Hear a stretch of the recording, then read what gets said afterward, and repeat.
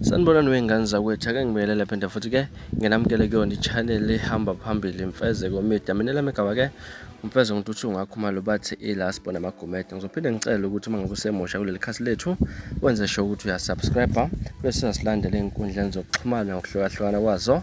Facebook @Mfezeko, iLaspo Namagumede, TikTok @Mfezeko_162 kanjalo futhi nawo Instagram Mfezeko_162. Nganza ukuthi udida abantu abaningi laphana intokazi ebesakazwa kwiJozi FM, uPhenny Ntuli laphana ke mala nevideo kanjalo futhi nembhala lokayifake njalo ey'nkundleni zokuxhumana kuFacebook la khona ivideo ibonakalisa ke imoto yakhe ikwi-breakdown, nachazile ukuthi ke ubelibangise ekhaya laphana kodwa kuphoxekile. Ipost afike wayibhala izolo uthe-ke ngithenga ikhaya this morning, ibank lavele layilanda laphana kubonakala imoto igibela okwi-breakdown. Nganza kwethu uthe abantu basamangalile impela ukuthi ngempela kwenzakalani ngale ntokazi laphana. Wasebonakala futhi ke afake esenye futhi isithombe la kade sijabulele khona hamba ledodakazi yakhe esho ukuthi nakuba kunjani kodwa ngeke baze bayeke ukuzidodosa laphana ke futhi angeke azayilandelele nendaba emoto,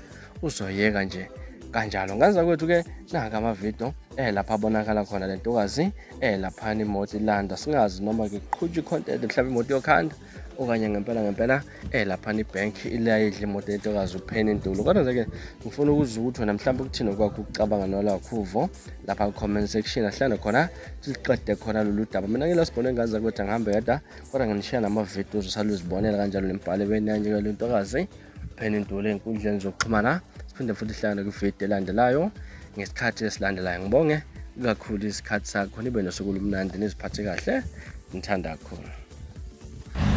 Ngisho ngingahlupheka kanjani Nkosi yami nengane yami basithathele imoto, akho mina wakhipha imali yokuyolanda imoto, ihambile kule mali yokugcina esinayo sizothenga isinkwa, siyitotose ngama-chicken strips, siyithengele idrink ihlale phansi. Izinto zasemhlabeni lezi vele sithwele kanzima.